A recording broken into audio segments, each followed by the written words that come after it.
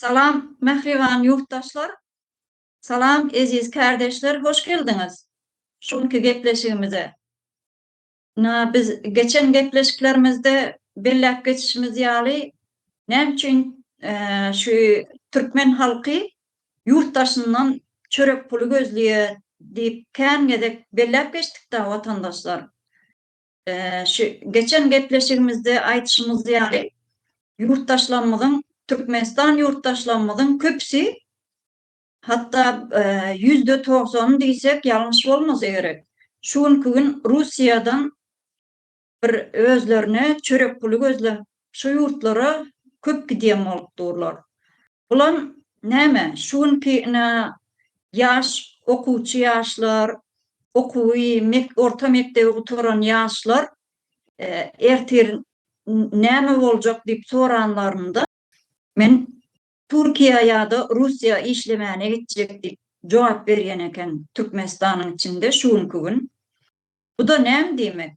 Türkmenistanyň hani şu jenaýatkar hökümet diýerler, jenaýatkar goşadyrnak içindäki hökümet her gün diýen ýaly öwnüp özüniň ýerasty ýerüstü baýlyklar boýunça 4-nji ýerde durýandygyny öwnüp kändilik aýdýada ýöne şoňa garamazdan näçin yurttaşlarymyz yurttaşyndan çörek pulu gözleýärler.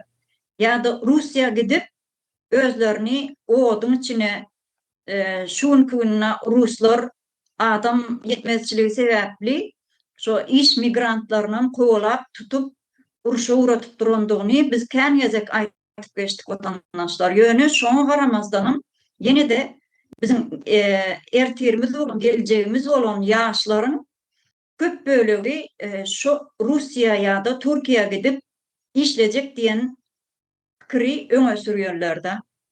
Bular näme diýe? Geçen ýene bir geçenki gepleşiklerimizde bellek geçişimiz ýaly tutuş ýa-ni gurucu mejlisiň agzalary bolup biz orta alıp şol Russiýanyň bir propagandisti bar, Putiniň propagandasyny diýen adam. Solovýew diýen adam. Şol adamyň Orta Aziýa bizim elimizde. Orta Aziýany hiç açanam elimizden bermeli däl.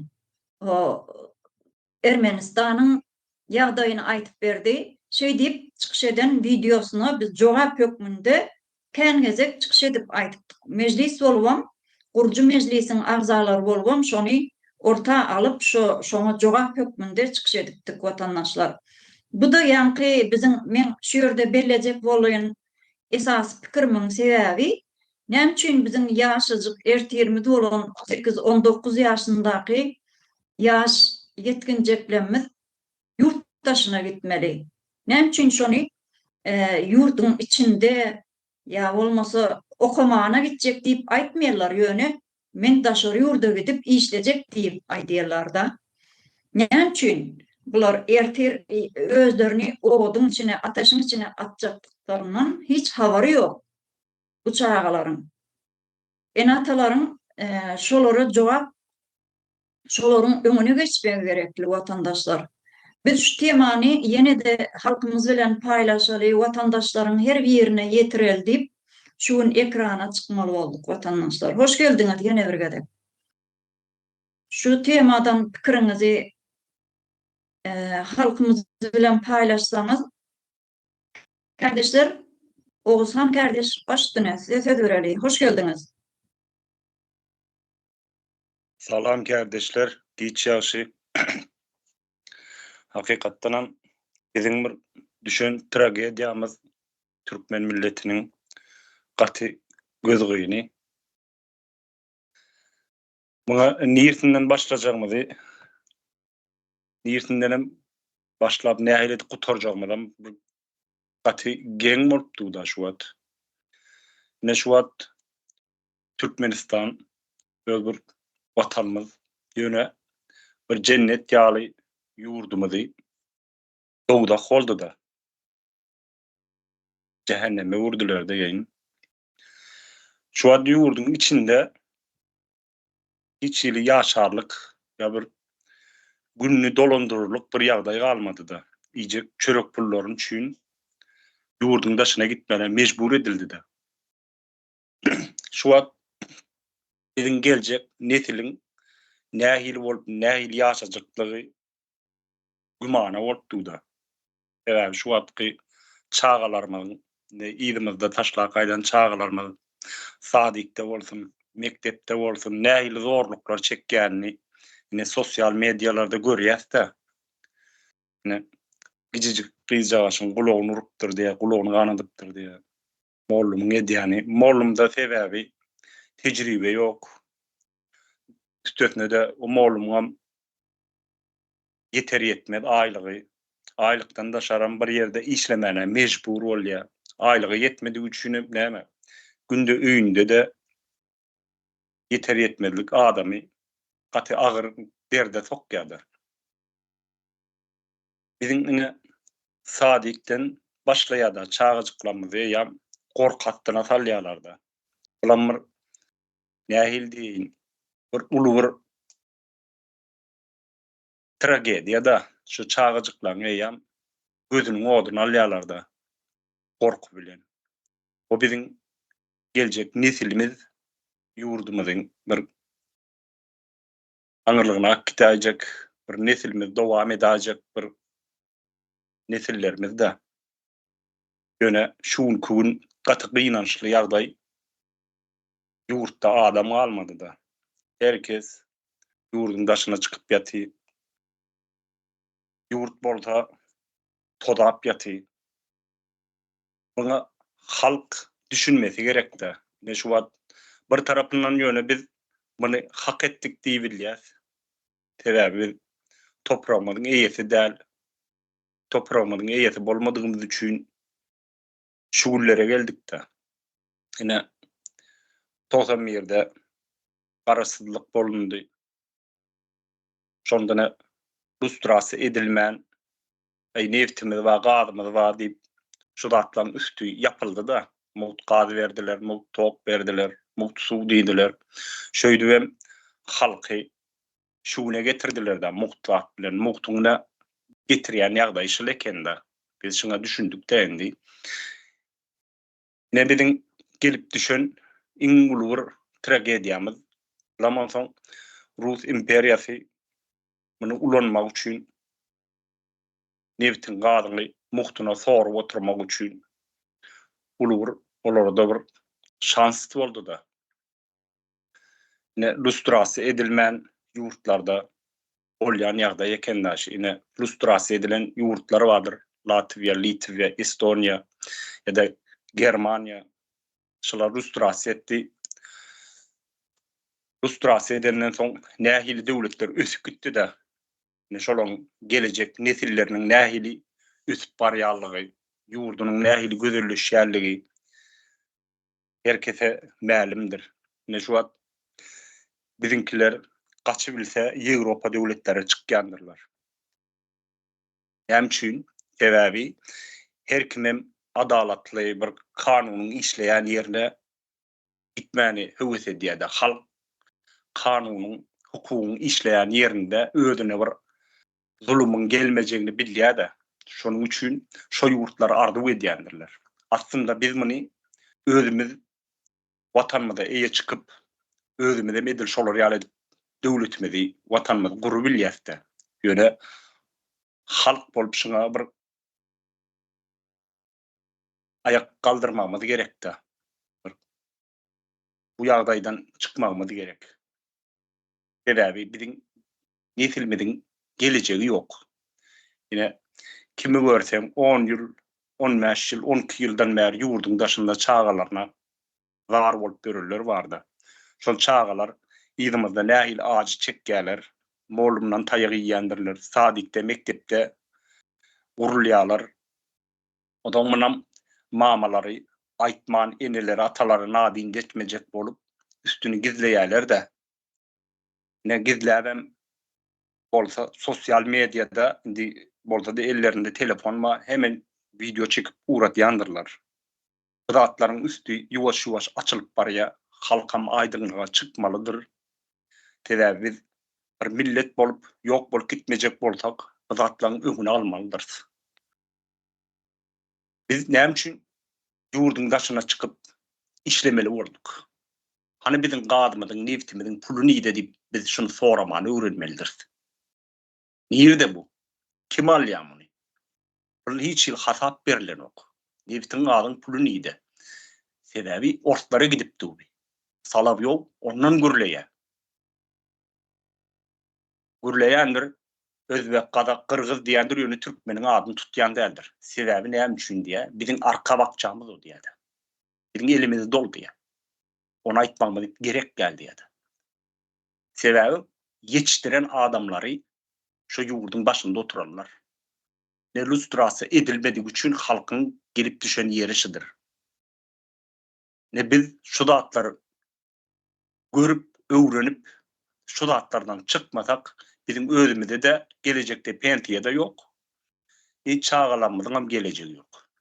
Ine iş güýjüň bolmaýanlygy. İş güýç näden bolsun? Sebebi toprak seninki bolmadygy üçin. Sen watany gazanyp almadyň üçin hemme zat sana muht berdiği üçin bolýan ekende şu zatlar. Şu zatlar biziň indi gözümiz yetip başlady da. Şonuň üçin biz çağalanmadyň gelejegi üçin şu wagt garnyny doýurmaly däldi, şolara ýatyrmaly. Şolar gelejegi üçin. Ertiýe birden hasap sorar bular çağalar. Aýsy ýurdun daşyna gidip ine ekleme üçin çykyp gitdik diýen pillak aýdarlar. Näme üçin gitdiňiz diýerler. Gitmesediňiz diýerler. Gitmesediňiz, köçe çyksadyňyz, hakkyňyz, hukugyňyz talap edip diýerler. Diýjekler hak bu. Gerçekdir bu zatlar. Bu zatlar bilen biz karşılaşmaly. Yüzbe yüz bolmaly. Sebäbi biz bilen gelejegini halk bolup geljek nesilmediň ýok etdik. Şonuň üçin halk muňa düşünmelidir. Ýuwaş şodan düşünüp barýar. Bulam gaty bulup begendir ýa. Begenmedimden ne iňuly demesi, ne halkyň toplu bir ýagdaýda çykmasy. Ine görüň diýär. Biziň ne göýük taňrymyz aýdy, görüň gidiň diýär. Gözüňiz bilen görüň, kulagyňyz bilen eşitiň, ine nähili ýaşaýarlar diýär. Nebti gady ýok milletler nähili. Ine hakyň hukugyň işleýän ýerinde nebtiň gadyň bolmasa da ýaşap bolýar ekende. Sebebi hakyň hukugyň, adalatyň bolmadyk ýerinde ýatyrylyp bolanok ekeni. Ýurdu terk edilýär ekeni. Ine şu ýagdaýlardan biz çykmaly. Millet bolup çykmaly biz. Bolýar sag bolun.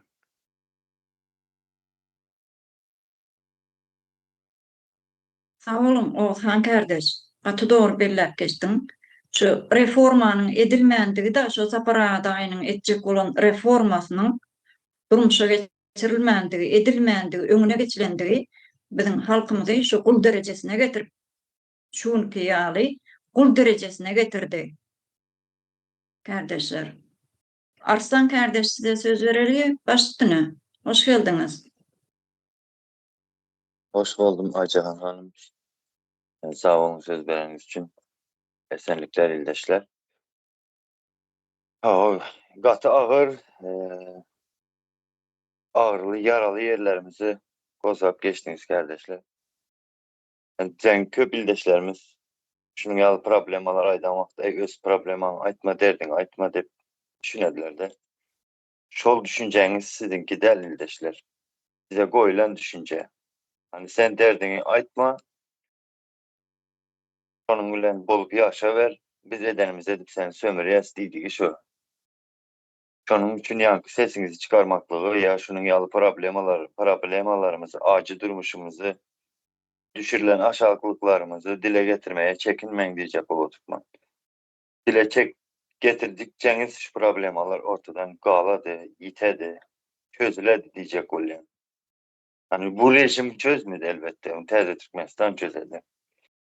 Şimdi bizim yaş kızlarımız nem için daşarı yurtlara iş gözlerler. Yani Mehmet Devuktarat'ın iş tapılar mı diyer.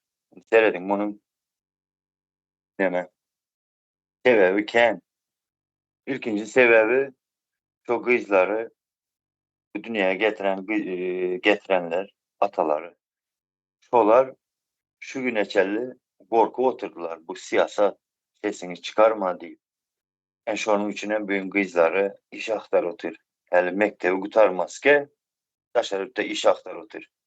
Hani bu kızların dayısıdır, emeksidir. Siyasata koşulup yurttan hem oğul oturan deyip çıkıp hakkını, hukukunu gorap çıkan olsalardı, bugün bu yaş kızlar dışarı yurtta yetimçilik etmeye oçra hatara durmazdılar.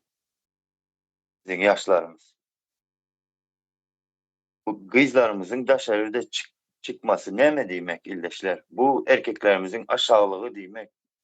Erkeklerimizin sustu pesliği demek. Hakkını koramayan dediği demek oladı bu. Erkeklerimize seyredin kanı. Şu gece gündüz sesini çıkar mıydı köpüsü? Dini ayal kızlarımızdır. Yurdun aladasındayım. Köprü alada edip yöreyen. Seyredin şuna da ulularımız çıktı. İndi olsa çağalarımız mektebi kurtarmaz. İş aktar otur. Elbette olanlar başının içinde işe çıkacak değil. Türkiye işlemeye gidecek değil mi? Hani başka yurda işlemeye gitmek demek bu aşağılık ben yetimçe olamam, ben kulça olamam, ben kim nerede ne edip ulansa ulansın dediğimiz oladı bu yiğitler. İlleşlerim.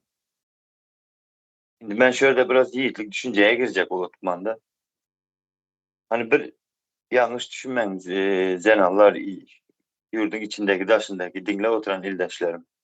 Ben dini erkeklerimize açacak oturan yerim bu. Bir ene daşar yurtta işle oturan bunun oğlu öğlenecek. Diyelim birinin kızına öğlen otur bu. Son, bu oğlan öğlenenden son durmuş kuran son bar enem Türk'te işledi. Senem Türkiye işe gitti. O gelinini dışarıda yetimçiliğe, kulçuluğa koyvermeyecek mi bu oğul? Elbette koyverecek. Çünkü enesi gidip işledi. Atası önünde oturdu. Atası siyasete koşulmadı. Şunun için hem kızçağa yankı oğlan ayalını hem koyverdi. Diyelim yankı oğlanın atasıyla kudanız da mesela oturup siz devrede can geledi. Kempir Türk'ten canı tuturan.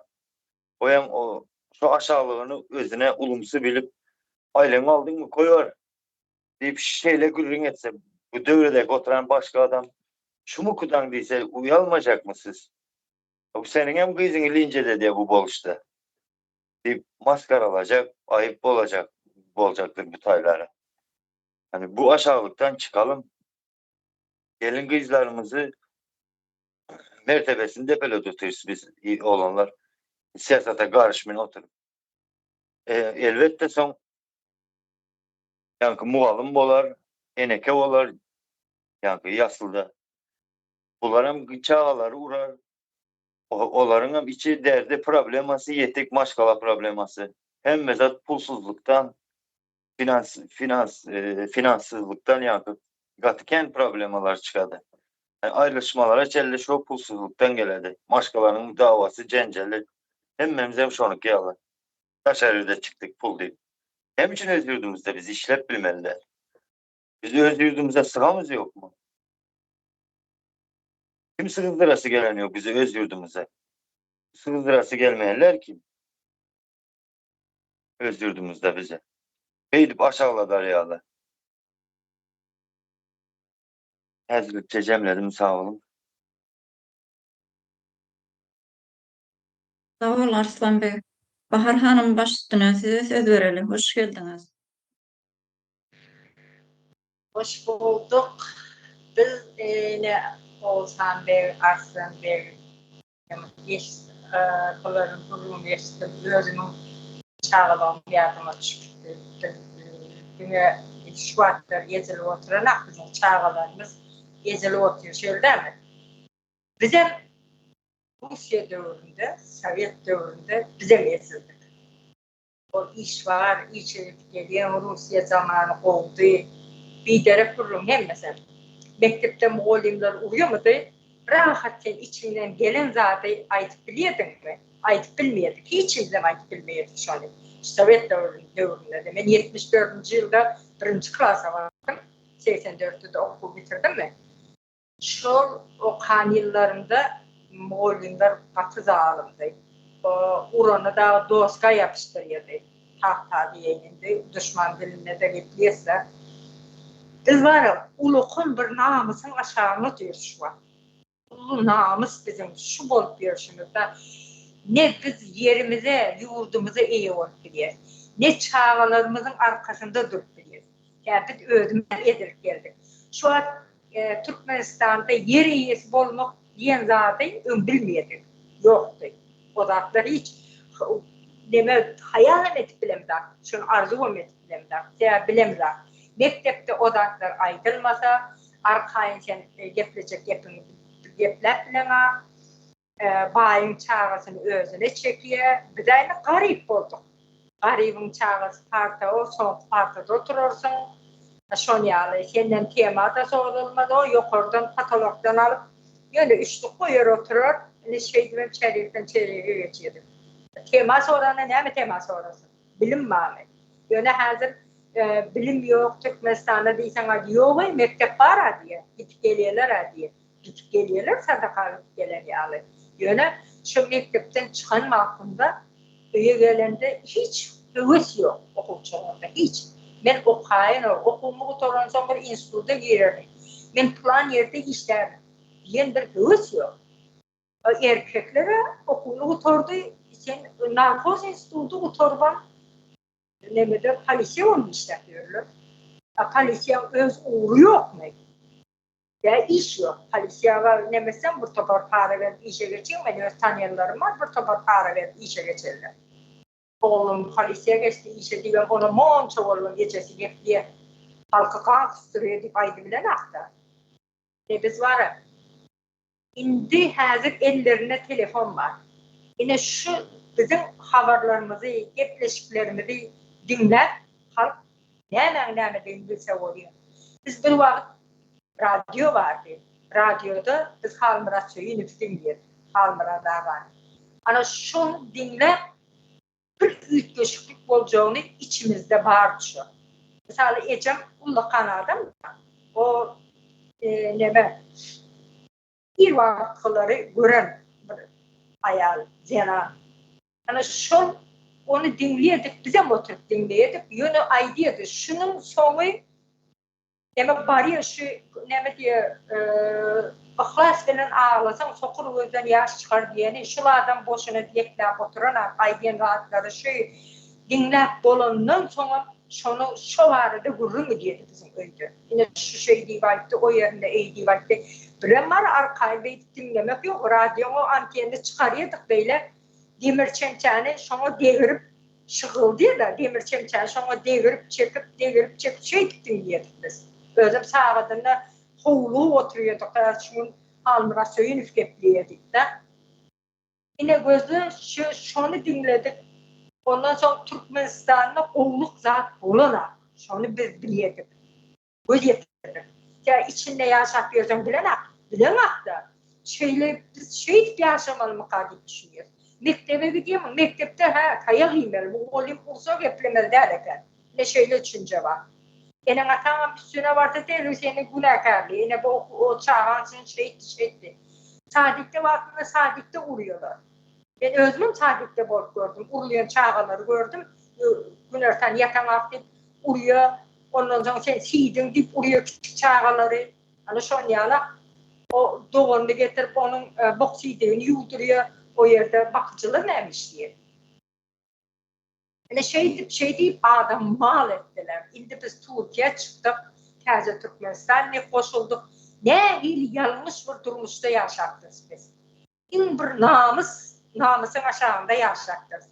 Bir toprağın öz yerin olsa ne el oğluk olacak. Türkiye'de her kimin yeri var, o 100 hektarlar yerleri var. Onları görüp ben ay diyordum, ön taze Türkmenistan deyip Mehmet Merkap boşun Merkap meşeyle diyordum. Şunlar yani yerim olsa bu her şey diyordum.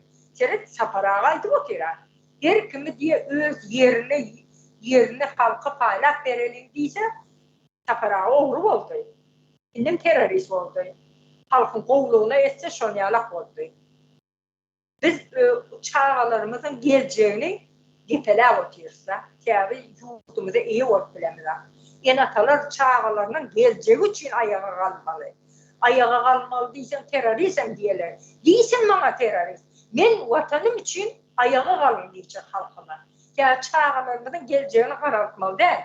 Öyle bir kıyıcağız aydı o diye eyyam TikTok'tan onu ayırttırlar. Biz onu aldık eyyam alıp yetiştik. Onun için her götverençiliğini etmesinler. Kulağını uruptur, kulağı kanattır. Yani Moğol'un haklı mı urmağa? Öz çağasını urmağına hakkı yok. Yani şu geplemesin, şu çağı geplendir. Geplemesin diyendir. Dine mal yağlı gezmeli diyen neme var. Yani şey değil mi yetiştirdiler. Yani Türkmenistan'ın halkı şeyle yaşamalı mı hakkız diyorlar. O biz radyodan dinleyedik bir vakti. İndi ellerinde telefon var, dinlemeli, bu ne mi dinlemeli? Bizim hem yerimiz olsun. Yurt bizimki şey deyip halk ayağa kalmalı. Çağlarını geleceği için. O son için ne mi diye? Salaviyova'yı diye demenin bizim bir elimizin ayasındadır diye. Türkmenistan diye. İndi ayağımızın aşağılarına diye. İstesek ayağımız bilen basıp gençlik diye, istesek üstüne tüy kurtu diye. Rusya diyen vakfına akarsu duruyor. Cinayetçi terör taparı Berdi Muhammedler ve onun yarıncanları hakikat. Birim polisiye bilen komitetleri ullanıyordur halka karşı. İz otuyorlar halk, korkusu otuyorlar. Öyle bu korku açanı çelli olur. Her gün birinden bir şapat iyi versen, bir şapat uğru verseler var ya, bir gün o şapat özüne katı ulla kanzat olup deyirler. Onların haberleri yok. Çağalarından geleceğini karartmaz değil. O Türkmenistan'ın can edip sağlıkla sonra şok olsan var ya, deril halinde son klası okat verir, son sınıfta. Bahar ne diye bahardaydı diyorlar, bahar eceke diyorlar. Şey diye, benim okumuktur ondan sonra Türkiye varacak bana iş tapılır mı diye. O hali onun gününden durgulu açılmadık diyeceğiz. Gelip şu yerde işler biz oğul görüyorsun. Özümüzce yok bir yerin ıngırtısını çekivayla diyorsun. Biz çağlarımızı şu an çektirmeli mi? Türkiye özü gelip görmese gelenlerden eşleyendir. Türkiye'de kovuluk korktuğumu. Hemen Daşoğlu'nun Tankırıyon'un böyle oğlu etrafının çıkar Yaltıl kalkozunun bir kıydı atı öldürdü bir adam şu yerde. Ölüsü vardı şu yere. Nem için bu kıydı, nem için atı öldürdü, nem oldu demeden durmuşa çıkmadık. Yaş kıydı, beri geliyor. İşleye bir öyde, onun şu yerde kıyıkılık oluyor aralarından. Yani şu yerde de sonra atı öldürüyor. Ne bu ölene gidiyor oturuyor. Rusya'da ölüp gidiyor oturuyorlar. Nemedi özleri gitti, öz isteği bilen gitti. Şöyle gitti. Kim öz isteği bilen özünü urşa uğratacak, ölüme gidecek. Kim öz isteği bilen gidecek. Mecbur olup çıkıyorlar. Türkmenistan'dan mecbur olup çıkarıyorlar. Bırak çıkacak vaktinde de pullarını maliyeler $100 verip geçmeli. Ondan sonra Rusya'ya gidiyorsun, o yerde kaçak kalayan, iyisine gelmeyecek oluyorlar. Yine de yoldan geçirme diye kaçak kalaya çağıracaklar. Onu tutuluyor, ondan sonra onu Urş'a gidiyor. Şu an bile bile edip oturuyorlar şu an. Urş'a gitsin deyip edip oturuyorlar şu an. Hani konsulluklar neydi? Bizim çağlarımızın var ya, geleceği yaman erkek olup oturuyor. Bir erkek yine Türkmenistan'ın içinde men erkek aydiyen adam ayağını Türkiye hizmetçi olmaya uğratmak. Ödün yere gideyim olsam. Hizmetçi olup uğratmaz ve ne için Türkmenistan bay vatanım, hani bizim işimiz, hani bizim yolumuz ne için düzelmiyor. Şey deyip erkekler ayağa kalmalı. Sen ayağını bir yerinin öyüne kul etip koyuverip oturuyorsun. Şunun yanında tamam dik durmak ansat zaten. Şunu sol var ya, o yerde oturup şonlamış etmeli. Eğer hele yok gelenler hem şeyler. Ayağının birinin elinde ezilmek katı ervet adama namustur. Ayağın içiyle eğer bir erkeğin yanında yere bakıp durup tamam abi dik durmak ayağı içiyle namustur. Benim ayağıma canıma bak yaşıyordu. Oğullarını TikTok'ta paylaşıyordu. Ullakan zatları arkasına demedim şunu nakliyatçı diye taşak görülürler. Bu her göründe benim canım yeniyor olarak. Olur yaş oğlan, onun her geleceği var. Neşe hayırlıyım Türkmenistan'a varmalı. Ondan sonra hem Türkmenistan'ın bayrağını yerde, hani bizim prezident, yani diye arkada diyelim o samsığa, hani o arkada arkalarında duruyor mu bunlar? Böğüt bunlar ağrı, yeme, önümüze böğüt. Şunun için biz Türkmenistan vatanımızı kazanmalı. Bir yere bak oturmalı. Cenarlar için namustur, erkek için namustur. Biz çağlarımızın geleceğini yok ediyor. Kızım sen git Türkiye işte bana pul koyuyor. Gerçek atmış o. Benim en şöyle işler görmüyorum çağlarım. Gelesili ece seninle parrak var ya otur bizi işler diye. Men şöyle çeken ıngırdığımı ödüm yok birinin ıngırdısın çekip oturanı çağlarıma çektiresim gelmeye. Halkımız şu için gözümüzü açmalı, vatandaşa da iyi çıkmalı. Sağ olun. Bahar Hanım. Sesleri Bahar Hanım ve internetin kesikti. Leyla Hanım size söyleyelim. Hoş geldiniz. Hoş geldiniz. Paylaşsınız. Hoş geldiniz. Hoş bulduk. Sağ olun. Salam kardeşler, salam yurttaşlar. Berekellenmenize hanımlar, beyler. Gattıgovu belirlek geçtiğinizle ben aytaradan söz kalmadı indi desemem boladı. Bizəni yurtumuzda hiçbir vazifesini yerine getirediğin işgar yok. Ne medisina işgarları, ne polis işgarları, ne muhallimler. Hiç kası doğru düzgün yerine getirmedi işini. Dünya zulüm ötkazmak bulanı ki, dünya zulüm. Mektepte yine muhallimler çağalanı urup, kırıp, özünden bezar etediler. Onda gözünü korkutup taşıdılar şundep çağalanı. Mektebe barası gemin duradı. İlacı bulsa kalsam dedi. Mektepten dedi. Varmasam şöyle dedi. Okumasa. Ne için dese doğru düzgün bilim vermediler. Hazır inimini yazıp oturunla. İnimini öndetinle. Hazır gelip sorayım dep çık git demiş muhallimle. Ondan gelip ne onu yazık bize, nişetik bize dep soracak bolsalar ya muhallim hali yazmadın mı dep uradı dedi. Ne onu yazık dep hiç kim sorap bilmedi. Ne için? Gözünü korkusu taşıganı için.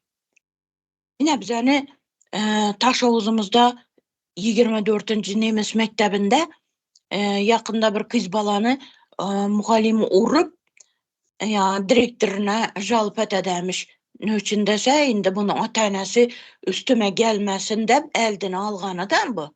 Direktörüne barıp ayta demiş. Bu doğru düzgün okumaydı, hiçbir ne etmeydi dep, şunu dep jalpet edemiş. Olsun direktörü de atanasına jalpet edemiş. Onu şunun gəplə var bizəni məktəblədə, Taşovuzda.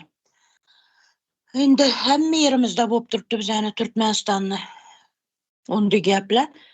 Doktorlara gəzik gəlsə indi. Doktorlarını aytsanız, koluna qarab durğan 5 manatın bulmasa, kolunda bir 2 manat pul bulmasa səni qaramıdılaram, gözləmidilaram.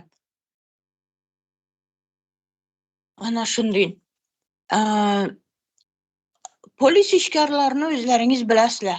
Qayi işgarlarından yeni danışın. Hiç kaysı. Hatta şu brigadırla bak, paxtatızda işlediğin brigadırlara öz işini, vazifesini yerine getirmedi. Dünya halkını korkuzmak bulanı ki. Boğanı şu. Kalxozçu. Kalxozda işlediğin ayal kızlarımızam korkuzup saklıydılar. Brigadırla. Başkaları yağı təbilçi deyimi, səbilçi deyimi. Həmmə ayal kızlarımız şu işlediğin bolsa korku aslında. Erinden yeniden korkadılar. Yine Arslanbek aytıp ötkenindeyim yağı hatınını işlep deldep yüverip yan Türkiye bam başka yer bamı hıylı bolup erkeklerin yanında kanı kıl yüvermedin mi? Yüvermedin mi Ali? Aylıkın almadın mı? Dep hıylı bolup oturadılar. Ey sen erkek bolsan gel da özün işle hatınını açın gereksen erkek bolsan uyda otur nelerimize çağalarımıza göz kulak bolup otur kiri kemirini ye yuup yeyim içimini kazan tavakını ne etip karab otur bakalara issi gözün bilen men özüm tapıp gelemen desin erkek boladı on bolsa şu şunu aytmıydı ana ayal kızlarımız ondan mecbur kaladı çıkmaka. Başka yurtlara çıkıp gidip işlemeke mecbur. Bizani yurtumuzda iş bulmayandan son. Erkeklerimize işsiz oturup yine. Başka yurtlara geçse de ezilediler. Yine Moskova'ya geçse misal için Moskova'da da uruşa yüverip durdular. Basıp yençip 3 ay dokument bilen barganı bilen 3 ayda ne iş işlep bilecek şula? 3 ayın içinde ne kazanıp bilsin? Ana olsun ola kaçak kalmak zorunda ya olmasa izine kaytmak zorunda kaladılar. Ne için biz yani yurtumuzda iş açıp vermediler? Sebep ne o? Ya hem mezatımız yeterlikli mi? Tekiz mi? Asfaltlarımız tekiz mi? Hem bir astın üstün desti belak o. Birinden beter vilayetlerimiz. Çerceğini yoluna karasan. Taşavuznikinden 5 beter. Mağaranı yoluna karasan hundan beter. Avariya bolup ölüp durgan. Avariya bolup ölüp durgan yollarımızda. Şulanı üzetsinler. Ana bize erkeklerimize iş. Kanalizasya kursunlar. Ana bize erkeklerimize iş. Olsun ayal maşkalala erine iş bulmağından sonra başka yurta gitmeli boladı. İşlemeli boladı. Çağalarına eklemeli. Çağalarını aç oturganına çıdap bilmiydi ayal maşkala. Yalanaç yürgenine çıdap bilmiydi. Bu corap degen, ne degen, köğüş degen zatını dem de almaştırıp durmalı. Tazalap durmalı. Sifatsiz köğüş alıp giyesen üyakta. Hiçbir sifati yok. Giysen 2 ay, 3 ay giyesen. Ana olsun atayana şuna çıdap durup bile mi? Başka yurta getip işlemek zorunda kaladı. Çağalarına ayak giyim gerek. Yollarını özleriniz bileslen ha. Yana aytıp ötkenimdin. Balota deseken buladı köçelerimizi. Balota. 6 damcı yağış düşse balota aylanadı. Bu bahardadan sinmiydi bu suları. Osunam yazda abbak bolup kardim bolup yanağı şor açıp kaladı hem yerimiz. Atızlara çelli şundeyin. Atızlarımızda yaxşı bir yeyim içim yetiştirip bilmeysen. Şorluktan, zenglikten. Ana olsun çağalarımızdan vitaminsiz. Halkımız vitaminsiz.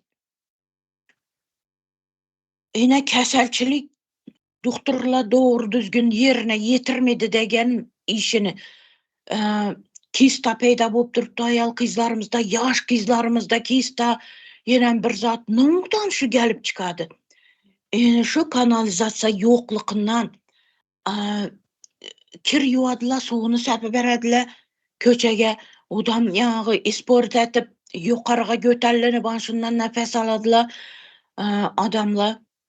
Halkımız şundan kesel tapadılar. Yine şundan doktorla olsun pul işlemekni yoluna etaverediler. Sen doktora kesellenip barsan sen de uzatma, sen de uzatma dep ya kolundan pul almaka uğraşadılar. Şunu okuldarı bilen Qaytarın demediler. Ana bir dedem bilimsizlik bula. Halkını ezmekni yolu bu. Ana yağı miniselere gezip gegende indi.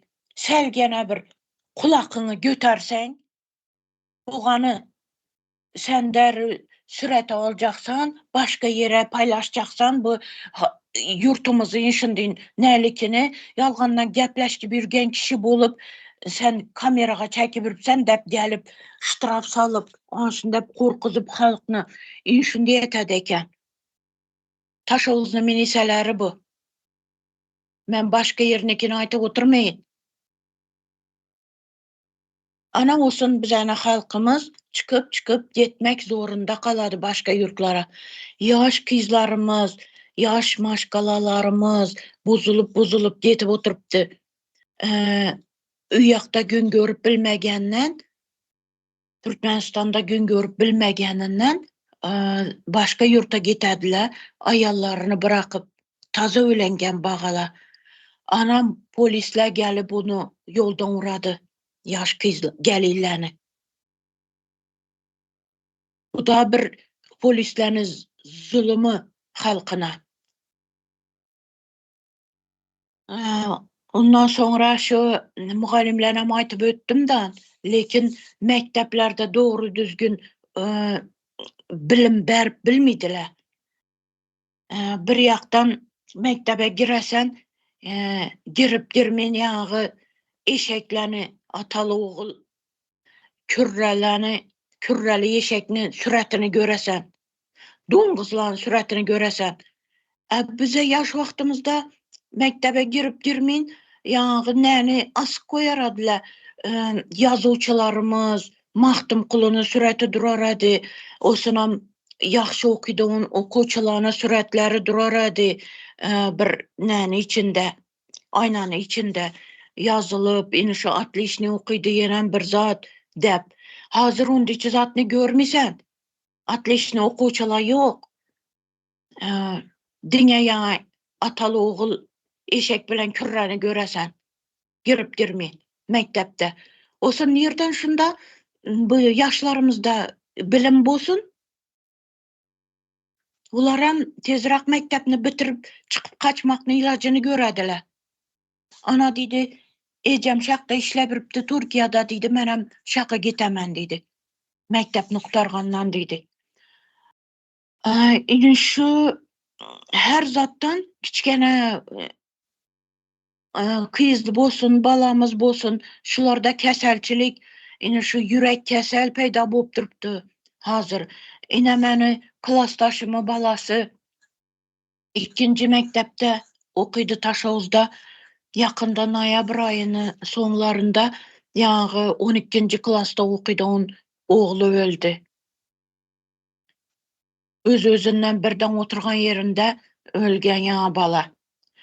Yürekinde iş var eken, noğudan, noğu geçirdi dediler ku. Yürek kesel. Şimdi bir ne geçiripti? Kalp Noğu krizi. edi? Kalp krizi geçirgen yağı çağa. Ne için bu? Yaşlarımızda bolup turuptu. Yaşlarımızda bolup turganlı sebebi her tamallama sıkıntı. Atası yok, kabirlerini muhallimlerden eziyet çekediler. Mektebe pul ekgel, pelana pul ekgel, yenen bir zata pul ekgel. Ana yana Oguzhan aytıp ötken nemizi çağasını kulakından urgalla, kulakı kanagan. An şu ayal maşgal adam aytıp çıktı, paralap durmalı muhallimlerini. Bir halta unap barmalımış üyüne, yenen bilinmen onu padarkele bermelimiş 8. Mart'tadan, o sınam egzamin vaxtındadan, anışın din şunu bilen mektep nuktara demişler. Olsun şurada çağalarımız kesel bulmayın, çağalarımız kalp krizisi geçirmeyin, kim geçirsin? Hem bir yaktan atanesiz öz kelle bay içinde. Ana şimdi ben köp geple verdim gerekten. Yeniden bağışlan hazır vaxtımız hem näli bolgan soň Indi men şu barada da aytyp ötün, Solovyov barada. Solovyovny Türkmenistan ayakının astında durupdy. Kolunda da emas. Evvel kolunda edi. Hazır ayakının astında. Ne üçün ana başka Azerbaycan dedi, Ermeniya dedi, Gruziya dedi, yana bir yer ula dedi, ulanam koldan çıkarmalı emas Özbekistan'ı, Kazakistan'ı, hiç kimni bize koldan çıkarmalı emas dedi. Bizlere şunday ki kulla gerek dedi. Bizəni Türkmenistan'ı aytmadı. Aytmağanın sebebi onu ayakının astında durupdu Türkmenistan. Həli bugüneçe nizavissimi degen gürün yok bizəni yurtumuzda. Nizavissimi bolup bilmeydi bizəniki. Hiç kaçan şu orusunu elinden, ayakını teyinden çıkmayınca nizavissimi yok bizəni yurtumuza. Altın əsir degen zat yok bizəni halkımız üçün. Yalgan görünüyorlar. Solovyov'unu ananı şu aytkan geppi anıklap aytkanı şu ayakımızı teyinde Türkmenistan onu aytıp oturmakımız gerekmedi dedi. Aytmasa da görünüp durupdu. Ağzını alıp aytmadı lekin görünüp durupdu şu. Ne üçün yine bizenin neftimiz, gazımız bir tim pulsuz şaka akıp durupdu.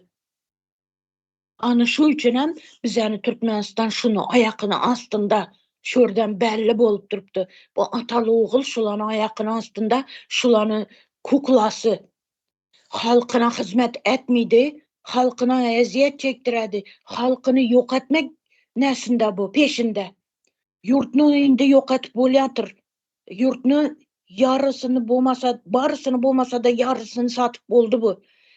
Yer astı baylıklarımızı, yer üstü baylıklarımızı.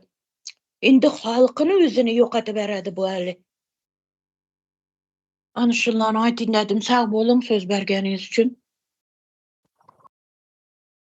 Leyla Hanım, sizin size söylemek başladı.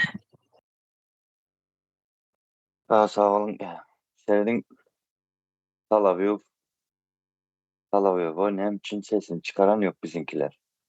Belki halkımız şey deyip aldıracak otan. Ey o Solovyov o diyecek ol oturandırlar. Seyret beri bu Solovyov değil o Kremlin ruhsatı olmayandan a deyip ağzını açıp bilmeyer. Tüm dünyanın yankı gizli kullukları değil yani yenilemeleri. Şu Solovyov'un davleniyasından Kremlin edecek olan hareketini ya diyecek oturanını ölçep giderler. Gelip şu Solovyov'a cevap vermeseler, vermediler hem de Türkmenistan'dakiler. Kardeşler ayışınız var yağlı ediliyorsa elinde bizim atalı oğullarımız. Bütün yurdumuzu sömür oturdular. Ya. Şimdi seyredin şu ayda muallimlarımız, yani çağlar bağındaki enekeler, yani doktorlarımız, hemmesi seyredip dursan öz vatandaşlarımız, hemmesi hem Türkmenistanlı, hemmesi hem yani maşgalasında yeter yetmezçilik, pulsuzluk, çağların vakti yoktur, ayrılışıp öğrendir şolarına, muamlarına. Ya da Türkiye'de yine hizmet edip öğrendir, yine bursattır. Burası hemmesi şu derdin içinde, problemanın içinde yaşa otururlar. Ben bu tayda hemen görkezecek oturun. Yani biz hemmemiz halk olup birbirimize yamanlık edip otururuz. Yani biz ya muallıma ya enekeye ya doktorlara iğrencimiz ya iğrenç öğretecek oturamız yok diyecek olanda. Siz şu günkü günde esasen ikinizin profesyonunuz da muallimlerin ya çağlar bağı doktorlar halkımızın gönülden gönül hem sağlığına hem moral taraftan hem ruh taraftan sağlığına gönülden gönül bağlısınız sizin kuruluşlarda, sizin etmeli işleriniz, funksiyalarınız. Siz çağları bilimsiz ettiniz, ruhsuz ettiniz.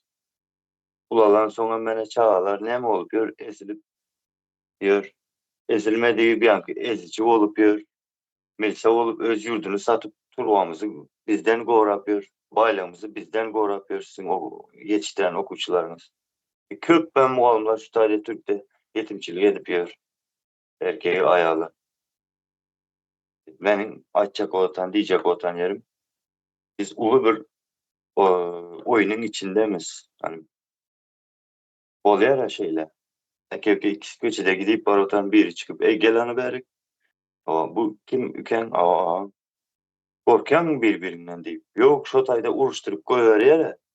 Sonra iki olan ikisi doğan çıkıp kaydı. Uruş. Böyle gelen son biz ne için uruştuk birbirine sorarak öyle. Biz edilene son ki alımız illeşler. Yani niye dek gelmişek orus içimizden çıkarıp koydu dönüyü başımıza şey deyip sömürü oturdular.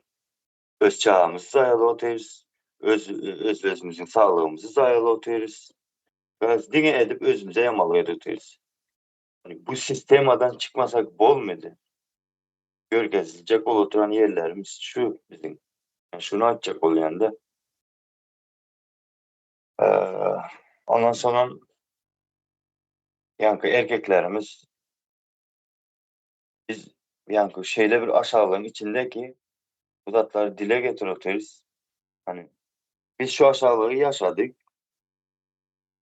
Bize yaşatıldı. Şu aşağılıklar şu bir yaşatan aşağılığımızı nesillerimize geçirmeyelim. Hani bizde şu aşağılıklar kesilsin. Ayağımızı çıkarıp da şöyle de uğratmak. Gelin kızımızı başka birisi ezip otursam, ne hemşede otursam sesimizi çıkarmayın oturmak.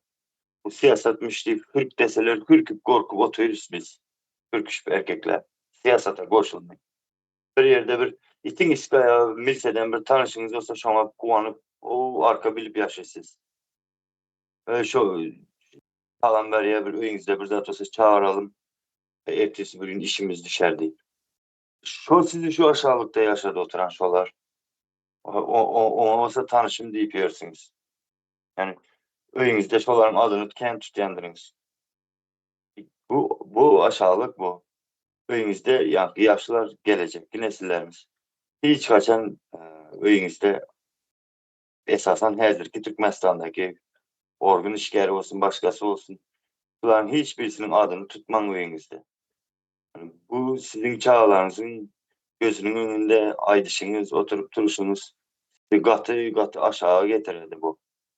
Yani bilim adamı olsa, yurdun oğlu olsa, bu adamların adını tutsanız ne ona berekeler diyecek mi? Ama Tanrı yakasın diyecek mi?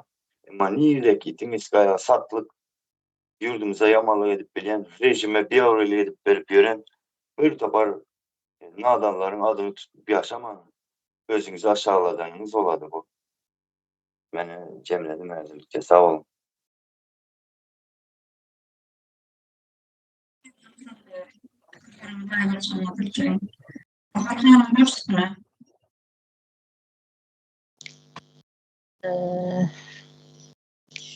Yine şu nemede İran'da ayaklanma olup durandır hazır. Değil mi? Halk ayaklanıyor. Ama öldürüp duruyor, ayaklanıyorlar. Yani şu rejimden bizar oldular halk. Ezilmekten bizar oldular. Yani İran'ın Rusya'nın oyuncağı. Oynağı oturuyor. Halka aç, hor, daşarı yurtları işlemeye gidiyorlar. Yani şu zatlardan hem ayal, cenanların nemedi o yüzünü kapatıp hiç yere çıkmalı değil, öyde olmalı. Ne son yazeret adamsının ayağını şu giyinmesine zaten erkiyeten akta yukarıdan o orsun oyuncakları emir veriyor. Şular yani yüzünü başın katmalı yine burada deyip. Yine şu zatlardan bizar olup ayaklanıp durundurlar. Ukrayna karşı geliyendir toprağı için, halkı için. Şoň üçin halk prezidenti öňünde halkyna hossar bolansa halk yüreklenip ine uruşup ber. Olar ýöne içigisi uruşup beren aklar, ölesi gel uruşup beren aklar. Öz toprağını goramak için Salavyowa meňdeşlere eliniň aýasyna elimin aýasyna Ukraina diýdirmemezlik için ayağının Salavyowa meňdeşleriň ayağının aşağına düşmemezlik için yine vatan için söwüş berendirler. Biz Türkmenistanyň kazanmasak bizim hiç sonumuz yok. Çağalarımızın geleceğini köretip oturuyoruz. Näme diye ayman maňlaýyňa yazylany diye. Maňlaýyňa yazylany diýmeli däl, maňlaýyň arkasında beyni diýen zat bar, beyni. Beynini işletmeli. Öz yerimize, yurdumuza iyi olmalı. Ne demedi, Leyla aytda doktor neme sağlığa seyretmeyi muğolim ne o bilimi yok deyip. Yani men çağa vaxtımda bir muğolim deydi, iki muğolim gepleşipdi orada bizi çağa deyip adam hesabında görmüyor. Çağın bilen zatı var mı deyip. Okusalar okusun, okumasalar okumasın. Men deydi ayımda olsun, aylığım bilen deydi. Ne mesela şu nesilneydi, bir ayal Akçıoğlu Tabayva deyip bir muğolimiz vardı bizim. Ana şu şey dik gepledi de, şu beni hiçbir zaman yadından çıkmaya. Hazır indi muğolimden aylığı pes, o sen okusun, okumasa koysun diye. Ol öyüne varıp başka yerden pul kazanmalı. Ya bazara çıkmalıdır, ya öyüne başka bir iş etmelidir. Kara şon yalı aylığım az deyip, şona pul koşmalı, şona çenem okulçalara üns veriliyor. Türkmenistan'da bilimin yokluğunu şüyerdi. Yani ki mektebe gidip gelsin, mektep var deyseler oldu. İnstituda giriyorlar, 10 minlap, 100 minlap dolarla pul verip diplom alıyorlar, bilimi yok. Yani ki üniversitet var diye, Türkmenistan'da diye.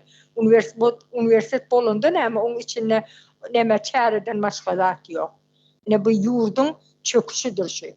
Biz vatanımızı hükmen kazanmalı. Näme diýendirler ay Türkmenistan'a daşary ýurda çıkarmasa çıkarmadı diýeniz, çıkarsa yine de bahana tapýanyz diýendirler. Daşary ýurda biz gul bolmany çıkmalymy? Näme üçin bizim Türkmenistanymyz bay ýurt da ýöne näme üçin bizim Türkmenistanymyz çöküp otyr? Näme üçin bizim bankalarymyzda pul ýok? Näme üçin bilime pul yatırılmaya, bilime pul yatırılsa bilim bolardı. Doktorlara pul verilse, aylık verilse, okudulsa qow olardı. Onda Türkmenistan doktorluğun elinde keseller ölmezdi. Emme zadımız yerli yerinde olurdu. Ayna yalı yollarımız olurdu. Her şehirlerde fabriklerimiz olurdu, işimiz olurdu. Maňa meňdeşiňem bir 50 hektar yeri olurdu. Ine maňa meňdeş diýen maňa meňdeş bir garybyňam. Her kimin öz yerinde yeri bolurdu. Men bay, o garyp diýip aýdylmazdy. Oson näme üçin Türkmenistan'da Özbek bilen Türkmen diýip millet aýrylýar. Näme üçin bular agzybir bolmasyn, Özbek görende Türkmen ýürensin, Türkmeni görende Özbek ýürensin diýip bir-birine düşman bolsun diýip etdiler. Biz çağa wagtymyz öýümizde bir ölse, ben ol uzakdaky garyndaşlarymdan öňünçe ýakynymdaky Özbek goňşym ýetişýärdi. Toyum bolsa kömek edýän şolardy. Özbek goňşularym ýetişýärdi. Men o bir ýurtdan Türkmen garyndaşlarym gelýänçe. Biz doğan ýaly bolup ýaşadyk. Indi garaşsyzlyk boldy. Indi nemede? Kağız ýüzünde garaşsyzlyk da hakykat garaşsyzlyk bolmadygymy dene şu ýerden belli. Ne bizim bir öýümüz bardyr. Mellek berýändir. Mellek bizimkimi? Haçan jaýyň bitir, haçan yer traktor diýen wagtynda o seninkide. Eginiň gysyp çykyp gidýänsiň. Pulu bankadan pul aljak diýsen, o sürne indi 40 yerden dokument taýarlap sürnip yerine arak berýändirler. Aragy satyp şeýdi pullandy. Hiç zat yok. Türkmenistan bitti, kutordu, bitirdiler. Şoň üçin hem halk ayaklanmalı olsa ayaklanmalı, tayaklanmalı olsa tayaklanmalı, näme etmeli olsa etmeli. Çağalarımızın geleceği üçün ölmelen olsa biz vatanımızı kazanmalı. Maňlaýymyza yazılandır da deyip o sümsük hareketler etmelidir. Maňlaýyna yazılan olsa maňlaýyň arkasında beyni diýenem zat var. Men halkımıza diýjeklerim şundan var. O ýöne çağalarımız urluk gelip bilim yok Türkmenistan'da. O mektep var, yine bir zat, o ödödüňizi aldap oturma. Doktorlara İran'a gidýänsiňiz, Türkiýe gidýänsiňiz, Hindistan'a gidýänsiňiz, olam öldüm diýende elinize berýändir. Hindistan'dan ölüp gelen tanışlarımızdan var. 14 ýaşyndaky oglanjyk Irak'tan bitipdir bu oglan diýildi. Hindistan'a vardı, oğlanlar deyip tamam ettiler. En sonku derecede getiripsiniz deydi. Şey diyeyim, öldü şu çağı. 14 yaşındaki erkek oğlan öldü. Nem için şu vaktinde oňormayan ekenligine çümsükler onun nem için şu vaktinde biz bunu oňor bilmese bilimimiz yok. Biz çäre bilen aldık diplom, satın aldık deyip doğruýyňyzy aýdyp durup uradyň daşary urda. Biz şoň üçin Türkmenistanymyzy gazanmaly. Täze Türkmenistan dikeldilmeli. O yana yatıp oýlanyň, bu yana yatıp oýlanyň, bir ölçerip görüň, biz ne günde diýip köçeleri aýlanyp görüň. O Aşgabatdaky 3 ayağı gidip surata çyşyp geljek diýip, näme daha odum alsam 3 ayağı gidip surata çyşyp geljek diýip haýaly arzu edip oturmalyda. O 3 ayakdan size peýda ýok. Öz oturan ýeriňizden könülgençmi? Könülgençiňden bar peýda. Könülgençiň palçykly ýollar düzelmeýe. Biz watanymyzy gazanmasak bu zatlar düzelmeýe. Bu başymyzdaky oturan orsun oýunçagy. Şoň üçin hem Russiýa gidýär, o ýerde urşa gidýär, ölýändir çagaly, ölsünem sorýanlardyr. Türkiýede ölüp ýatandylar, ölsünem alýanlardyr ýysyna. Biz şu derejeye ýetdik. Bundan sonra näme bar mene bilemek. Bundan beter nähili bolup bile. Çağalarymyzy gözümizin öňünde gurbanlygy goýun soýmany, näme çağalarymyzy soýmaga mümkin. Şu derejeye geldi. O kör bolup oturýarlar. Alýo diýsem boldy. Men okuwumy butarsam Türkiýe barsam iş tapylarmy? Ene biz Türkiýede de Arslan bey. Sen görüp oturýarsyň. Leyla hanym görüp oturýarsyň, Oğuzhan bey görüp otur. Türkiýede işlemek ansatmy?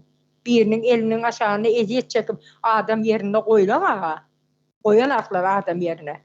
Neşe edip işlemek bize namus dämi? Biz öz bay toprağımız, bay vatanımız duran wagtyna daşary ýurtda gul bolup ýörmek bize namus dämi? Ya olmasa da Türkmenistanyň içinde palçykly ýollarda ýörep iş ýok diýip entemek bize namus dämi? Ayağını daşary ýurda göýüp berip erkekler Türkmenistanyna ärini geçirmeye ayağını geçiriyor. Ayağı adamsı yani yoldaşı o yerde ayağından pulu araşıp getir. Bu erkekler için namus dämi?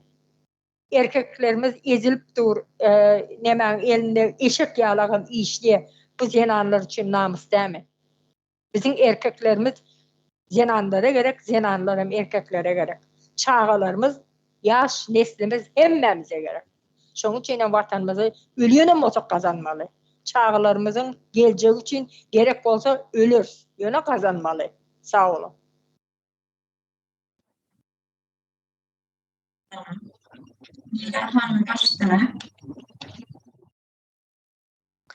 Bize Salavyova Russiýaga nuga gerekmiz. Zäni halkymız ýa-ni koldan çykarmaly meşgulany dep durgany Salavyowna oňa ne jogap berjekmen-de. Bize ýene şu bula uruş etse, ana şundatdyr bizani çagalarymyzy ýübermeli bula uruşa, bizani halkymyzy ýübermeli, orus Özbek, ýene Azerbaýjan, Kazak, ana şulany koldan çykarmaslygy sebebi şu, bizani kullanmaly ula, çagalarymyzy kullanmaly. Şunu üçin koldan çykarmaly mesmiz dep durupdy. Ýa-ni musuryny artmaly bizenikile, uruşuna ýübermeli, bulara kazanyp bermeli. Sebebi bizani ata-babalarymız 41-nji ýyl, 45-nji ýyla çenli uruşup bulara kazanyp bergen-ku ýurtny. Ýene daha ana Göktepe kalasyny bula 1881-nji ýyllarda basyp alyp, ana şundatdyr gelle. Bu Oruslarny hiç kaçan dostluky ýok. Evvel kadim zamanlarda aytar ediler, kadimkiler aytar edi ata-babalarymız. Orustan dostun bolsa ýanyňda aýbaltaň bolsun dep. Ana şunu dogry aýtgan ekenler, näme degen gep eken dep oýlaýarym. Ine bu gep eken bu. Oýlanyp görseň. Ana şunu üçin bizani kol astynda saklaýjak, aýakyny astynda saklaýjak bu oruslar. Ana şundan. Osunam ýaňa bir munçunam aýtyp ötün. Yaş nesillerimiz köpelmekni düşünmedi. 5 günüm, hoş günüm dep başka yurtlara getip, yine ayal kızlar, yaş kızlarımız başka yurtlara getip, başka erkekler bilen turmuş kurup şakta neslini köpeytiradiler. Yok, o bulmaydı. Bize Türkmen neslini köpeytirmelimiz. Türkmenistanımızı nüfusunu köpeytirmelimiz. Şunun için ayal kızlarımıza, erkeklerimize hiç yurta, hiç yere çıkmalımız. Öz yurtumuzda talep edip, özümüzü, yurtumuzu, halkımız bolup, hakkımızı talep edip, özlerimizi yurtunu kazanmalımız. Boğanı şu, yurtumuzdan hiç kim, hiç yere çıkmalımız. Yurtumuza kayda bizeni Türkmenistan yurtuna gelip işlemeli, başka yurtun adamları. Anşın etmelimiz. Bahar Hanım'ın aytganın dinam, bize yurtumuzu ölsekem, kırılsakem almalımız, kazanmalımız halkımız bilen. Çağalarımızı geleceği için. Taza cumhuriyetimizi kurmalımız. Ha yakın hayatı boylansınlar, ha yakın hayatı boylansınlar bize hükmani rövüşte şart şunu kurmakımız. Taza Türkmenistan'ı kurmakımız şart. Şunu dinledim, sağ olun. Sağ olun İlham Hanım. Fikirlerimi paylaşan için. Kardeşler söyledi, Ramazan olsa hakikati ayıp verdik tabii vatandaşlarına. Geçen netleşmemizde ayıptık. 43 bin bundan Rusya'daki Yugoslav Yarsıvitlerin ölüsünün cesetlerinin yakındığı arada Şübetleşinin aşağına kırgili yorumlar, komentler yaptılar vatandaşlarına. Bir de bir Yarsıvitler Aycahan Hanım sesin dağır etip geliyor, hiç düşünüp olana. ses yok mu? Ses gelemez mi? Dağır etip geliyor. Ses ne için büyüdük dur? Yönetmeden biri. Ses gelemez mi Bahar Hanım? Cevap olamaz mı? Sesin dağırdak götürdü. Ben 2 minut söz alayım. Kardeşler. Söyledin, şu aşağılıkta hiç kime yaşası gelen yok elbette. Yaşamak hiç kim özü islep yaşa oturan yok. Yaşadılı oturuz. Yani ne için yaşadılı oturuz? Biz sesimizi çıkarmayanımızdan. Yani bize ne şu problemaları görüp duruyorum sesimizi çıkarmayız. Biz şu problemaları yaşa oturuz diyemiz yok. Yani kardeşlerimizin aşağıda bu hemen manlayımıza yazılanı. Bu beydip özümüzü aldamayalım. Öz çağlarımızı aldamayalım. Yaxşı niyet et geçer de deyip aldap oturmayalım. Ömrümüz, vaktimizi boşuna geçirip. Şunun için şükürler ediyoruz da elbette hiçbir enenin hem hiçbir oğlun hem hiçbir atanın hem birbirinden ayrı, birbirinden uzakta yaşamak istemeyer.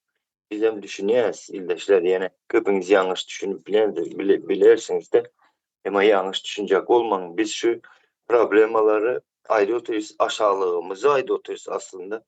Şu aşağılık bizde kesilsin. Biz yaşadık mı? Tamam. Bizden sonraki nesillere geçmesin şu aşağılık. Geçirecek olanları hem tanıyalım.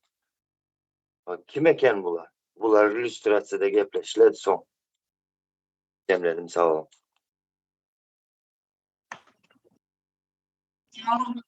Aslında sesim geliyor mu Bahar Hanım? Çakırtı var mı sesimde? Var mı sesimde çakırtı? Aycahan Hanım senin şu sesin dağırdap dur da düşünüksüz olur. Sen aytacaklardık ben şeyle düşündüm. Yorum yazan vaktında hükümetin näme günahı var diyeler deyip yazıptır da. Şolun urşa gidenle hükümetin näme günahı var deyip. O hükümetin şu urşa gidip işe dik gidip urşa alınanların şonu iyiye çıkıp izini alıp men bir taraf devlet deyip halkına iyi bulmayan bir hökümet men diýip oturan adamın günäsi köp. Günäsi şoň günäsi bolansaň şolar urşa gidýär. Sen hökümet diýip otyňa özüň, döwletiň başyna sen garaltgy däl. Sen halkyň hyzmatçysysyň. Halkyň nemelerini, isleglerini, haýyşlaryny yerine getirmek üçin sen bizim başymyzda otýarsyň. Bir eneňe taň bolar. Çağasynyň isleýän zadyny yerine getirer. Eginde eşik gerek, maňa eşik gerek. Maňa enata şonu alyp berer. Çağan özü dokap zat etmez. Sen hökümet diýip oturan ne başymyzdaky Berdi Muhammedovler bolsun, Goranmak ministerler bolsun, daşary işler ministeri. Sen näme işläp otyrsyň? Sen hana näme üçin halka eýe bolaňa? Ine şu adam bir samsygyň biri ýazypdyr da hökümetiň günäsi barmy diýip. Ine günäsi bar, dinle meni. Dinlesin şu samsyk meni. Hökümeti biz o ýerde oturyp ýüzüne krem çalyp deme habarlara çıkıp özüňi öwdir diýip başymyda ýöne biz getirmedik onu. Biz islemeýesem onu. Bize o birisi manka, birisi bir sıçak bize gerek däl. Bize döwleti östürýän adam gerek. Halkyna iyi çykýan adam gerek. Çağalarymız okusun diýen adam gerek. Okusun şu çağı. Bu bizim ýurdumyzyň geljegi diýen adam gerek bize. Doktorlarımız var ya, el yetmez doktorlar bolsun. Öljek olup duran hastane sagal diýen doktor gerek bize. Esker yetişemin, näme diýip, esker uğrundan oku diýorlar ha. Bizim serhedimizi goruyan eskerler gerek bize. İýdirip, içirilip, bakylyp, olara var gaty gowy seretmeli eskerler. Olar bir ýurdu gorap otýar. Bizi gorap otýar. Bizim ýöne eskerlerimiz bite boğulup ýör. Pulun bolsa geyip bilen, pulun olmasa geyip bilen ak. Geyip bilen aklar. Bir tık ädikde geçiyor. Men Bekrewe'de ýaşadym. Bir esker oğlanyň var aýagyna ulla kan ädik berdirler. Boyu gysgaçyk oğlan täze gelipdir. Aýagyna 45-nji rasm bermiş olar, ýalak bir aýakka berdirler. 45 edenli galiba. Oňun bir ýandan ökçesi görünüp barýar. Ökçesine ak bir biz orýan ekellerde. Şu ak biz şoň ökçesi görünüp barýar şol oglan gidip barýaga. Ya şol ädik ýyrtylar ýaly näme etdi ol? Yer depdim o çağı. Näme üçin şolary täze geydirmeýär? Näme üçin gowy etli şolar ýaly naharlar ýydirmeýär? Daýaw bolsunlar. Näme üçin uruş tälimini öwretmeýär? Biz haçan Rusya bizi goruyor. İllim Talibana sokulyp ýör. Birden halk ayaklansa sen maňa kömek et diýjek bolýar. Talibanyň haky bolmaz bizim Türkmenistan halk ayaklanan wagtynda Taliban ädimni mätlep bilmez. Ondan soň näçe biz ors goramal? Bizim erkeklerimiz erkek dämi? Bizim şeýle güýçli kuwatly erkeklerimiz var. Olar bizi gorar. Eger gorar ýaly ýagdaýda ýetişdirse. O baklajandan patlıcandan çorba pişirip berip şor su içip o aşağıdan ağrı ölmesinin bär yanında öýüne gelýär. Birem o ýerde ona saldat düşman diline de gep diýerler saldat rejim urup ruhunu öldürüp maýyp edip öýüne gelýär. Ondan soň olar serhet mi gorap biljek? Näme üçin eskerlere üns berip seretmeýär? Näme üçin bizim speznazlarymız, ýene bir zatlarymız bizim öz erkeklerimizden döräler? Biz öz Türkmenistanymyz uşu watanymyzy gorajak, biz öz oglanlarymyz ýetişjek, özümiziň ýigitlerimiz ýetişmeli. Näme üçin şonu edenak? Hani hökümet? Hökümet mende şol oglany şeý diýip ýazana men taňa sökjegem däl, näme etjegem däl, sögeniňde elinden näme gelýärsen. Sökseň söger oturursyň, alan terbiýäni görkezersiň na. Bolany sen eneden atadan sögünme terbiýäni alan bolsaň sögünersiň. Ýöne hemmesem hökümet men diýip oturan adamlaryň şo ýerde başymyzdaky oturan adamym däl olar, orslaň itleri, şolaryň hökmenem günäsi köpdir. Biz Türkmenistan alandan soň bular cezasyny gaty agyr çeker. öňkü gulluk edende urulanlar, näme üçin uruldy? Hani olaryň ýanynda komandirimi, komutanymı, ýene bir zadymy, haýsy bir tiryapgarlar bar bolsa hemesem jogap berer maňa. Näme üçin näme bilim ýok, näme üçin çärak atna diýerler, bilim ministri men diýip otyr awşanaklap. Onu bu gowy etip bir awşanaklydyr barandan soň. Bu Türkmenistan var ya, bu durşuna durmuyor. Onun için o arkaim olup hiç adam edebilmiyor. Ola terörist diye oturmasın. Biz terörist değil, terörist olup oturan siz cinayetçi, terör toporu adı üstünde. Yani çok yorum yazana da ben aydayın günahsın, nehili günahsının barını. Girse girdi, diyerseniz çıkar, dışarı yurda çıkarsa çıkardı, diyerseniz yine burada diye. Dışarı yurda biz gezmeye çıkalım. Yani tatile diye de Türkler gidiyorlar her yere. Näme için bizim Türkmenistan'ın halkı gidebilmiyor? Näme için demarşa gidip bilen aklar? Özlere yurt geziyorlar. Germani keserlerse Germaniye gidiyorlar. Balağını pasırdadım haca gidiyorlar. O sakalını köçe süpürleyen sümse vardır. Şuna mengz edip haca gidip ay samaliyatda da oturuyor. Bizim Asu'da, Asman'da, Türkmenistan'da, arkada ekte ecine eret, kıyızına eret. Yani bizim Türkmenistan'a bulaştırmak onu yalkırırlar. Yine ben senin hükümetin günahı yerde diye naif vereyim sana. Hacı mısınlar da bunlar hacısam bizar ettim, bizar ettiler. Bize bir təzə Türkmenistan ölüyle masa kuruluyorlar. Haysi yani inilip ton koyup dur orsun önünde yazılıp yat, serilip yat, ol öyle işimiz. Serilip yatıp görün. Yani təzə Türkmenistan'da siz eyle bir lüstrasıda bir hasap verirsiniz. Halkın elinden çıkıbilseniz yani. Halkın, yine hükümetin günahı şu, halkın gelen yağdayı. Hem mesela halkımızdaki orsun oyuncağı. Sağ olun. Leyla Hanım sana ben söz vereyim. Aycan geldi. Leyla Hanım gepler. Bizlere, halkımıza tinçlik gerek, azatlık gerek, erkinlik gerek. Şunu talep etemem. Şunu açakalım. Sağ olun. Bahar Hanım başka men internetim bir sıkıntı teknik neme oldu. Şu wagt goýmy siz? Onda kardeşler Bahar Hanım başka pirlerini goşjak ýok bolsa jemläliňmi? Gepleşigimizken uzagada çekdirmäli. Dinleyijiler ýada tutmaly. Ýene soň dowam eder. Arslan kardeş el galdyrdy. Başdyna Arslan. Sağ olun. Bir minut aydıp geçeyim de. Dinle oturan ildeşlerimiz. Ben esasen erkeklerimize diyecek olayım. Eşittiniz mi hazır enelerimizin ayda oturan sözlerini? Dinlediniz mi? Yani enelerimizi koruyalım biz ildeşler. Ben şu çağrış edecek oldum. Sonunda sağ olun. Sağ ol Arslan kardeş. Kardeşler şu yerde yani Bahar Hanım belle aytıp berdi da yankı komment yazan adam men. Şu yaş yetkinjeklerimiz, yaş ýetlenimiz Türkiýede bolsun, başga ýurtlara keyfine çykan ýaly etip ýatdyrdy. Ol eýle del. Ýaşlar Türkmenistanda ýaşlar del.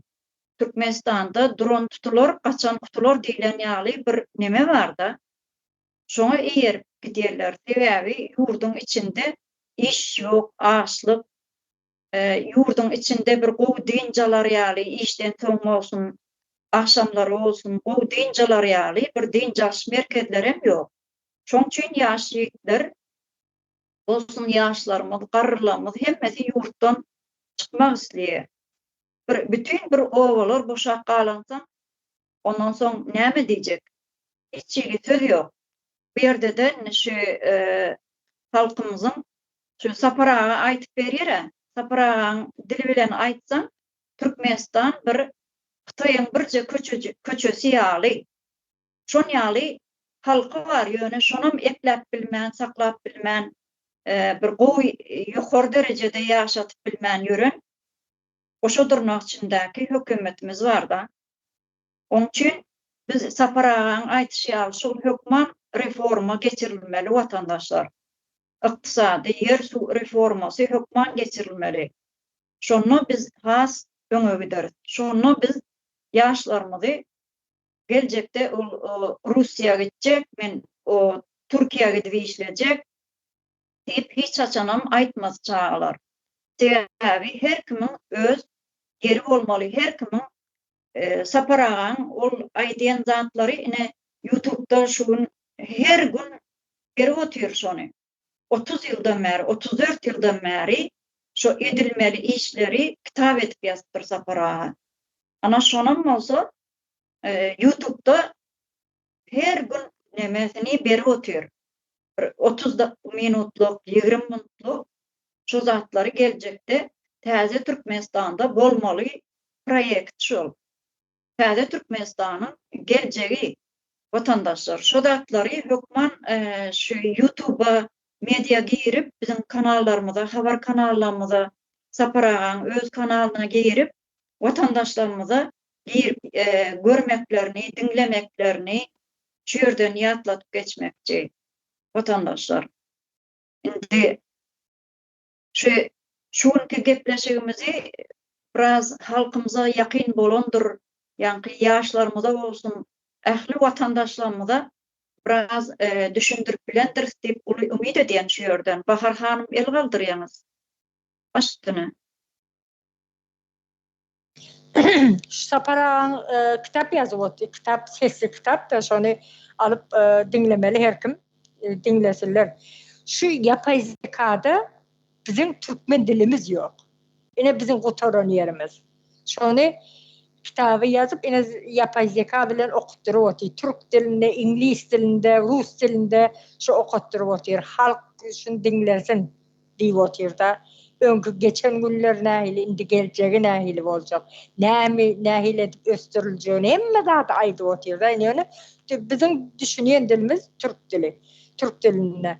Eger var Türkmenistan beýle bir hökümeti hani haýsy hökümeti etdi şunu. Saparagan şu aýdan ýazyp oturan sesli kitabyny hökümetiň haýsy etdi. Ýazyjylaryň hemmesini getir bir ýere üýşür. Hani yazındı, şonun var birce setirinem yazı bilmeyeler. Saparagan ama içi kısıp yazı otuymuş onu. Ya da daşarı yurtta neme pulsuz, hor olup yurdu, men Türkmenistan'a gideyim ne bedip otuyurmu? İstemese gelmeye de Türkmenistan'a. Yöne Türkmenistan'a yok, bol gitmesin.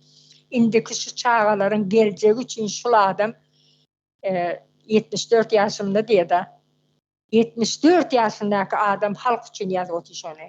Yaş neslimiz için yazıp otuyor. Türkmenistan'da hani hükümet var olsa haysiyet şunu. Haysiyet otuyor. Ya çıkıp bir utandırsın, yine ben şu halkın geleceği için ben şu kitabı yazdım diysen, ses kitap koyup utandırsın da göt bokulur. Bunlar var ya, dine Rusya demeli aslılığı. Ben bunlara var ya, item demeyin, zadam demeyin, ite de var ya, neme oluyor. Kıyın oluyor da item iyisine öpalı. Yani bunlar Rusya'nın aslılıkları. Şey deyip düşündüreyim ben. İnsan oluyor şu aslılığı olanda. Başındaki oturan hükümetim ben deyip o betçey diyenler var ya, şolar Rusya'nın aslılıkları. Yani şunu berk belli. Şoň üçin biz şolaryň Rusya aslılıklaryň eliniň aşagyna ezilmejek bolup täze Türkmenistan gurjak bolup otyr. Sağ ol. Sağ ol Bahar hanım.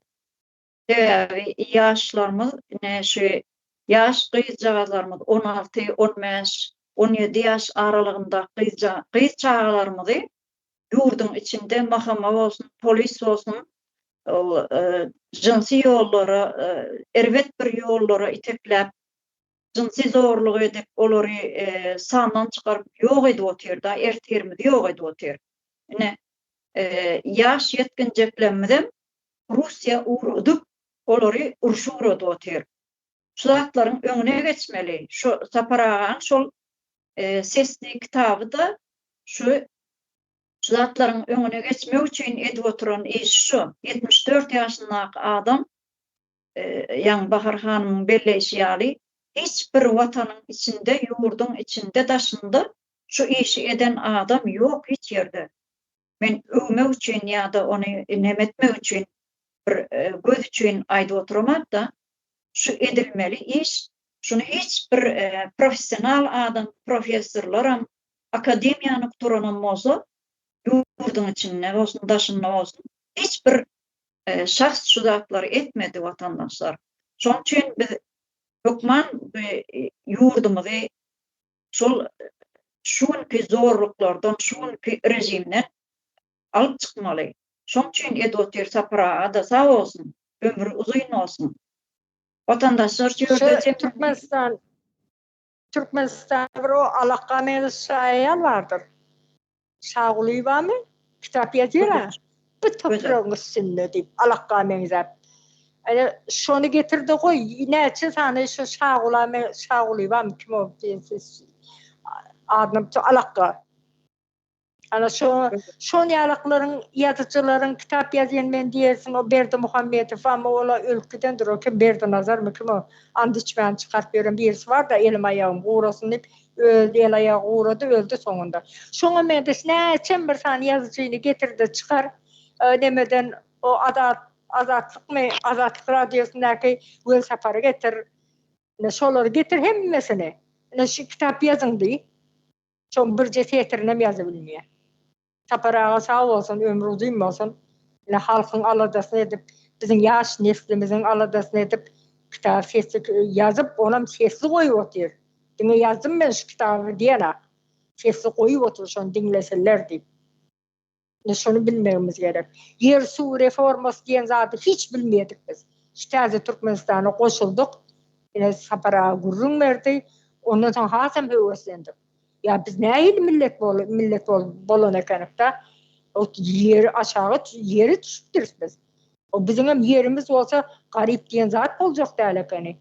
Doğrudan yer halka paýlap berilse boljak ekeni. Şondan soň öwrenip başladyk, höweslendik.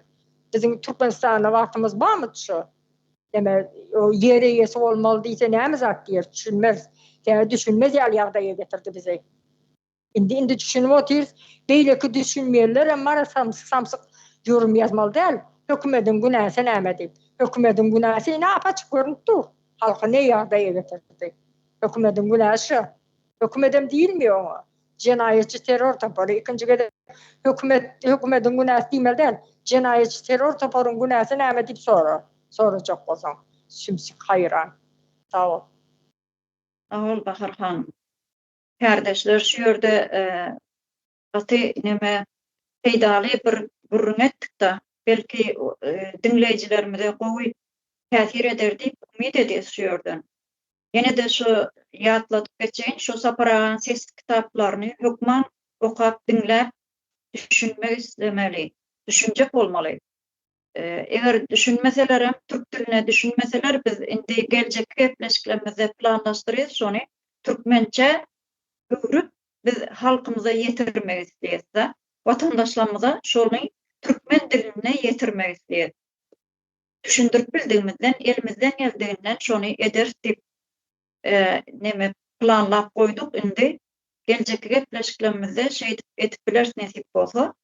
Şunki gepleşigimizde gelip beren ajam bolsa hakykaty aýtyp bereniňiz üçin, halkymyz bilen paýlaşanyňyz üçin köp sağ olun vatandaşlar. Hoş sağ olun, geljek gepleşiklerimizde görüşýänçe. Hoş sağ olun yurttaşlar.